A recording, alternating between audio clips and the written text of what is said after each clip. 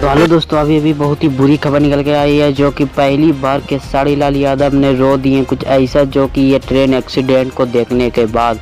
जी हाँ दोस्तों, आपको हम लाइव वीडियो में दिखाने वाला हूँ कि खेसारी लाल यादव क्यों रो रही हैं, जो कि सभी गरीबों लोग को मौत हो गए हैं ट्रेन एक्सीडेंट से।